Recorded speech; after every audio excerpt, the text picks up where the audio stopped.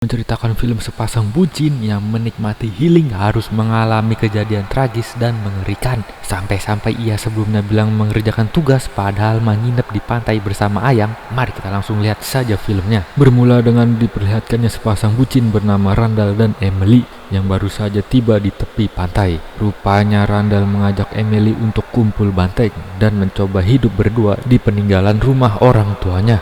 Sebelum masuk rumah, Emily heran dengan rumah-rumah di daerah ini yang terlihat sepi dan tak berpenghuni.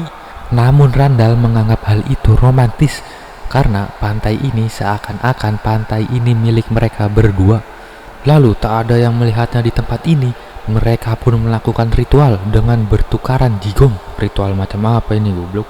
Singkat waktu, saat sudah melakukan ritual yang kedua yang sudah mengobok-ngobok satu sama lain, tiba-tiba saja Emily merasa mules dan ingin berak. Yang ternyata Randall berencana tinggal di sini selama 6 bulan bersama Emily.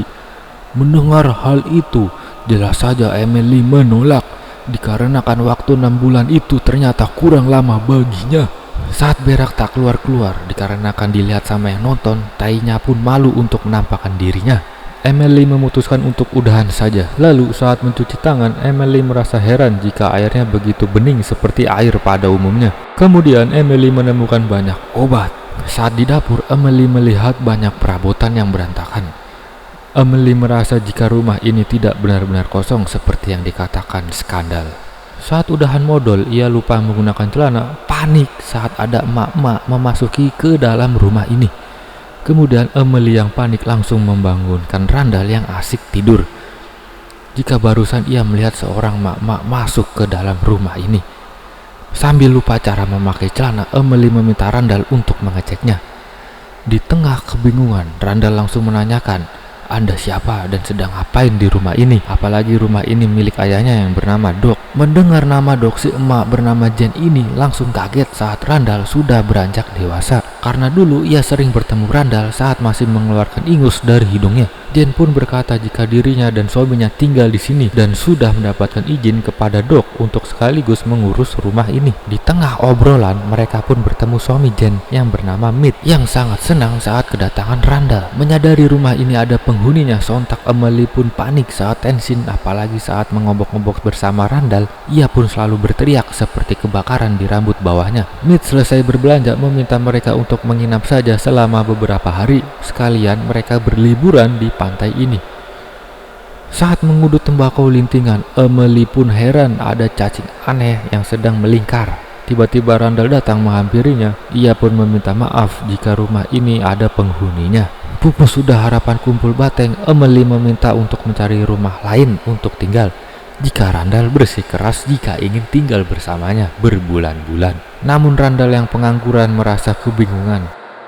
Saat malam tiba, mereka pun heran saat melihat kabut tebal berwarna ungu janda yang berasal dari laut. Dirasa efek oleng yang mengantuk, Mick merasa jika itu hanya kabut biasa. Tiba-tiba saja Mick dan Emily mencium bau tai yang sangat menyengat. Dan selama Mick tinggal di sini, ia pun baru pertama kali mencium sebau ini. Lalu Mick masuk ke dalam rumah saat ia tidak kuat menahan bau tai tersebut.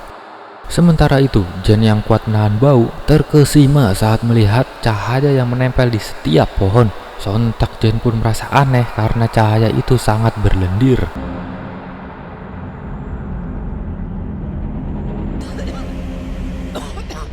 Lah dia batuk. Kira-kira apa yang sebenarnya terjadi? Sementara itu, Emily yang tiba-tiba heran saat melihat kabut tebal muncul dengan sangat cepat. Lah dia oleng. Entah apa yang sebenarnya terjadi. Kabut itu membuat Emily oleng bagi siapa saja yang menghirupnya. Lah tadi kalau si Jen berlendir, Emily oleng. Di jam 2 malam, Emily yang baru sadar tiba-tiba mendengar suara batuk dari WC. Emily pun heran saat Mitch seolah-olah menutupi sesuatu yang terjadi pada Jen. Iya tadi Jen tuh megang berlendir, lendir-lendir gitu. Sesampainya di kamar, Emily pun bodoh amat dengan kejadian tersebut. Keesokan paginya, Emily kaget saat baru bangun di jam 12 siang. Di tengah efek oleng dari kabut semalam yang masih terasa, Emily pun menemukan banyak spora yang menempel di kaca. Tapi ya bodoh amat, ia pun mengajak skandal untuk berjemur di pantai melihat hari ini cuaca yang sangat cerah. Sesaat kemudian, Emily yang menunggu Randall berniat menanyakan keadaan Jen yang semalam batuk-batuk di WC. Namun saat dihampiri, Sontak Amelie pun shock parah saat melihat kulit wajah Jen yang seperti mengelupas, kayak meleleh dia. Kayak meleleh pokoknya. Dengan kondisi yang sangat mengkhawatirkan. Wah, ini kayaknya dia megang cahaya yang di pohon pas malam-malam kayaknya. Lah dia jalannya begitu, kayak kurang energi. Saat mereka khawatir, segera mencari keberadaan Mead yang ada di pantai. Dirasa Mead pergi ke sesuatu tempat, Amelie memutuskan untuk berjemur, menghitamkan kulit sambil menunggu Mick kembali. Sontak Randall pun panik karena tiba-tiba ia merasakan mules. Takut kecepirit di depan kekasihnya, Randall pun meminta Amelie untuk menunggunya saat ia sedang berak. Saat rebahan, Amelie pun kaget dengan Mick tiba-tiba ada di belakangnya sambil tersenyum-senyum saat melihat bodi Amelie yang menawan. Tetapi Amelie merasa aneh saat Mick seperti orang linglung. Saat Randall selesai berak, ia pun heran dengan air yang tiba-tiba mengental. Kemudian Randall pun semakin heran dengan suara sakne dari kamar Jen. Kembali pada Amelie, tiba-tiba saja Mead ingin berenang. Lah dia hilang goblok. Sontak Amelie pun panik saat melihat Mead berenang kebablasan sampai dia menghilang.